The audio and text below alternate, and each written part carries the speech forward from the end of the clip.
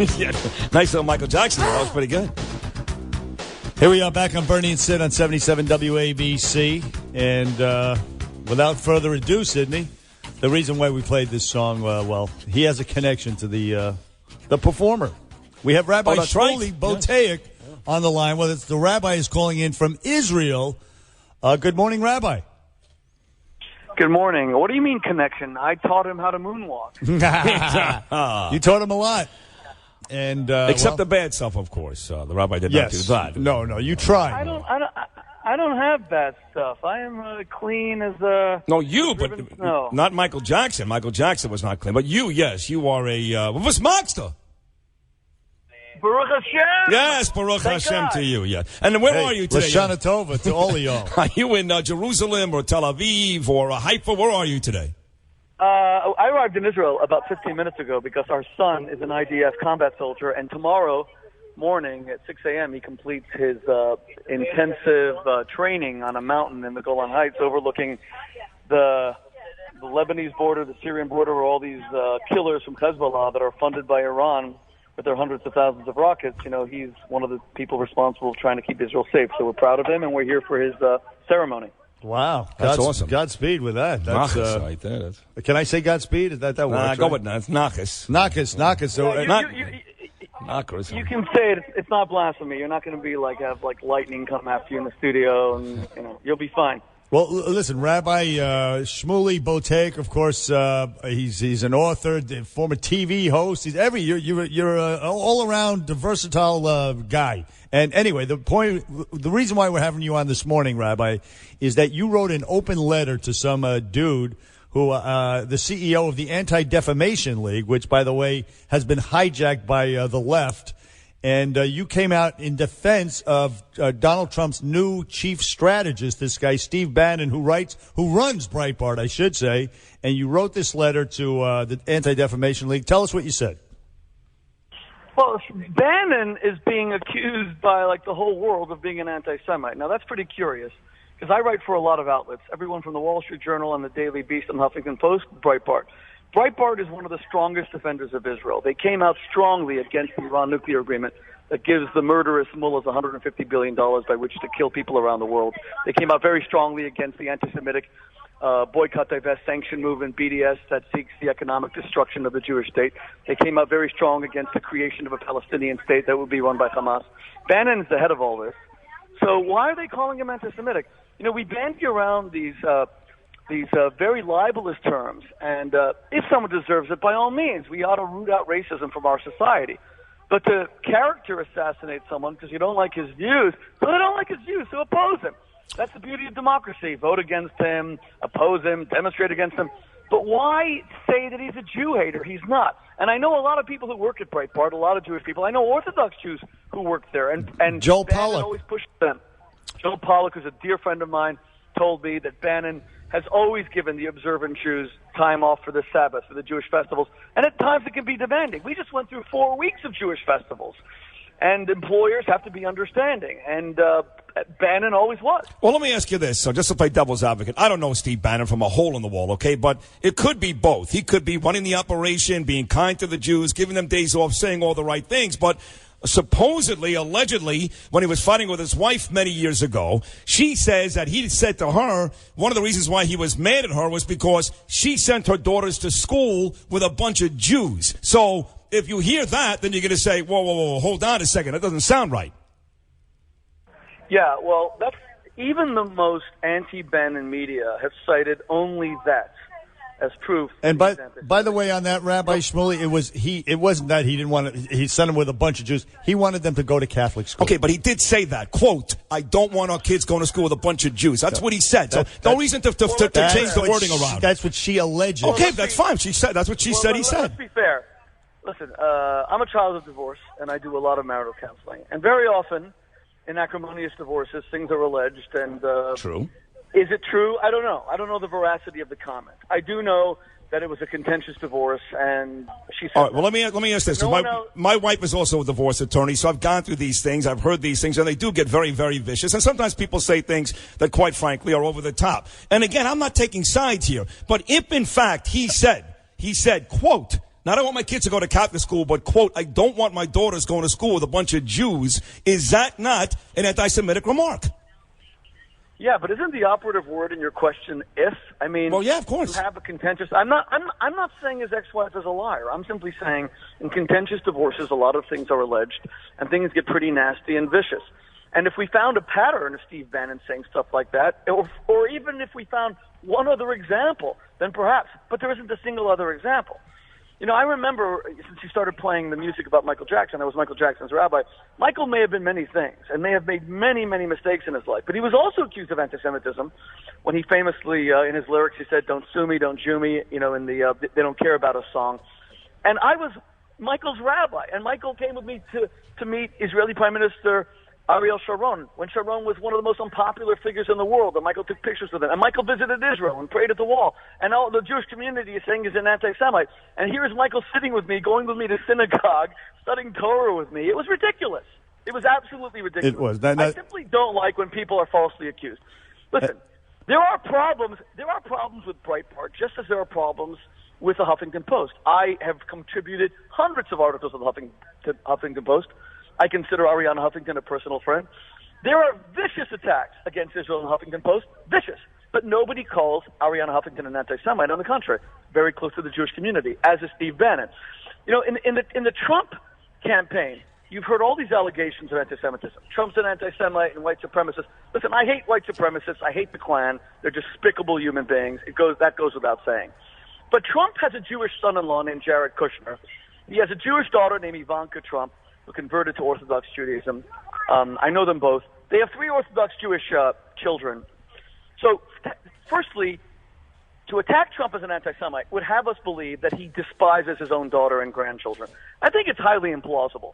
So now that Trump was elected with a mandate of the people, they're no longer saying that. Remember, just a week ago, Trump was the anti-Semite. Now they're saying Bannon's the anti-Semite. No doubt they'll find all these other people. In the meantime, I was in Trump Tower yesterday. So many of the senior people in the Trump, certainly in the campaign and now in the transition, are not just Jews, but the strongest pro-Israel Jews, like Jason Greenblatt, who's been speaking up very strongly, pro-Israel, chief legal officer at the Trump Corporation, who's hugely respected in the Jewish community. He's been Donald Trump's lawyer, working right there alongside him for 20 years. Speak to these people if there's any anti-Semitism in this campaign.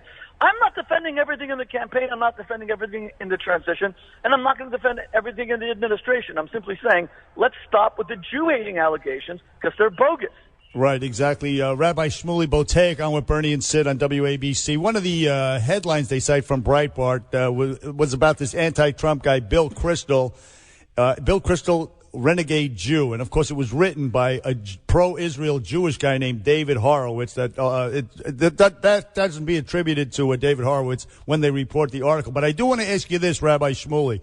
On the Democratic side, they're nominating one of the guys up for contention to head the Democratic National Committee is this Congressman Keith Ellison, who is a rabid anti-Israel guy and a Louis Farrakhan apologist, but you don't hear anything about that in the media.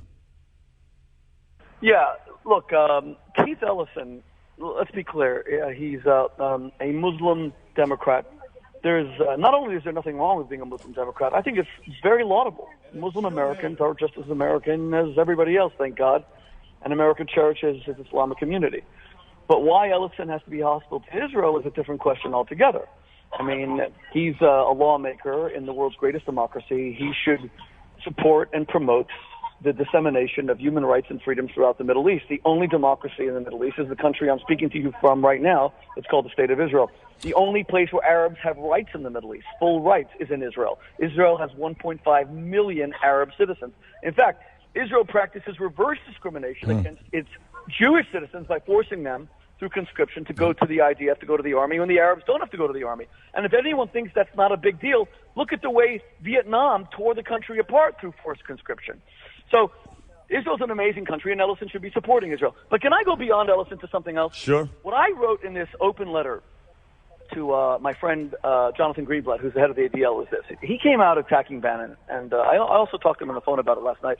I said, with all due respect, where were the attacks on Hillary Clinton for having America's foremost public anti-Semite, Max Blumenthal, as her trusted advisor on the Middle East and Israel. Max Blumenthal is Sidney Blumenthal's son. He wrote a book called Goliath. He called Israel a Nazi state. He calls the IDF the SS. Do you know what it takes to call the Jewish state a Nazi state? Oof. You know the level of hatred, the level of bile that a man has to have. And we now know about all the interactions that Hillary Clinton had with him, because the State Department's release of the 33,000 emails contain all of these interactions where Hillary Clinton actually calls Max Blumenthal, quote, a mitzvah, a man who calls Israel a Nazi state a mitzvah. Where's the media? I'm not going to say that Hillary Clinton is an anti-Semite. God forbid, she's not. Hillary Clinton has a Jewish son-in-law. She's very close to the Jewish community. I don't like guilt by association. By the way, Max Blumenthal's, Hillary Clinton's close Middle East advisor, celebrated the death of Elie Wiesel. Elie Wiesel was my dear friend and mentor. He actually was tweeting how happy he was that the world's most famous Holocaust survivor died, and what a horrible human being he was. So Blumenthal is a wretched human being. And he was very close to Hillary. No, we know that. Guilt by association. Listen, 60 seconds to go. Again, Rabbi Shmuley joining us live from Jerusalem right now. We kept hearing throughout the whole Obama presidency that even though his relationship with Netanyahu was at best contentious, that Israel and the United States were still fine. Nothing could get in between the two countries. And maybe that's true, maybe it's not. But the fact that Netanyahu came out right away, Rabbi Shmuley, and gave a great testimonial to Donald Trump. What do you think that really means to the future of the relationship between the United States and Israel? Look, there's been, for those of us in the pro-Israel community who work on defending Israel in the national media, it's been a very, very tough few years. President Obama has engendered a relationship of open hostility with Israel's prime minister. That doesn't mean that Obama didn't do a lot of good things for Israel. He did, but he certainly has had a contentious and hostile relationship with Netanyahu. And we've been on the defensive. The Iran deal, everything else. So to suddenly have a Trump administration that is so warm towards Israel, that is populated with such strong Israel stalwarts, is a breath of fresh air. Look, we hope that the president-elect will move the American embassy to Jerusalem. What the heck is the embassy, which is by now dilapidated on the Yarkon Street in Tel Aviv? Why isn't it in Israel's capital? Really? I mean, Israel doesn't have its embassy like in Kansas City. It's in Washington, D.C. You don't preach to another country where its capital is, and Israel is America's closest ally. So we look forward to a warm relationship. I think that the future is very bright. Absolutely right. And finally, Rabbi Shmuley Boteach, this is the final question. We're in agreement on everything pretty much prior to this conversation right now that we're about to have. You wrote an op-ed in the Wall Street Journal with Pam Anderson urging people to give up pornography. What the hell is that? Come on, man. What's the matter with you? Well, look, I got 9 kids to support, thank God. So since I moonlight, I'm a rabbi during the day. Since I moonlight as a jockey underwear model by night, we don't want a lot of competition. No, look, the idea is that there's I'm a marital counselor. There's a lot of husbands who are not making love to their wives. They're like on their computer screens looking at these pictures, and it's kind of weird, and it's becoming an addiction. Hold on. Is it because the husband? Hold on. Is it because the husband's not making love to the wife, or is it because the wife is not making love to the husband? So he goes and does what he does. Fine. We could say it's probably both. It takes two to tango, or here it takes two not to tango. Right. But let's face it. There are not a huge number of women consuming the vast quantity of porn the way the guys are. And the reason we wrote the piece was because of the Anthony Weiner tragedy. And I say the word tragedy. We could see Anthony Weiner as a comical figure. The guy came out of nowhere to hurt Hillary Clinton's campaign again through an investigation into sexting with a 15-year-old. I mean, who saw that coming? Ugh. But it's tragic because they have a little 4-year-old boy. They're now separated and they're getting divorced. Whatever you think of Anthony Weiner, who the heck wanted to see his life end up like this? And this porn addiction stuff, it's serious. No, it is. I know it is. Right. No, listen, it is serious. A lot of guys actually do even forego the opportunity to have sex with their wives because their wives are quote-unquote boring compared to the girls on screens. You're 100% right. Responsible pornography viewing. That's what we advocate. Right. Listen, Rabbi Shmuley, you're great. We're out of time. Good luck with your son, and thank you for tolerating that last piece of our conversation and for the serious part of it also. Thank you, Rabbi Shmuley. No. You're kidding. It's a great, important conversation. God bless you guys. Thank you. You too. Take care. Same to you, man. Godspeed. And Bernie and Sid back after this with Jay Leno.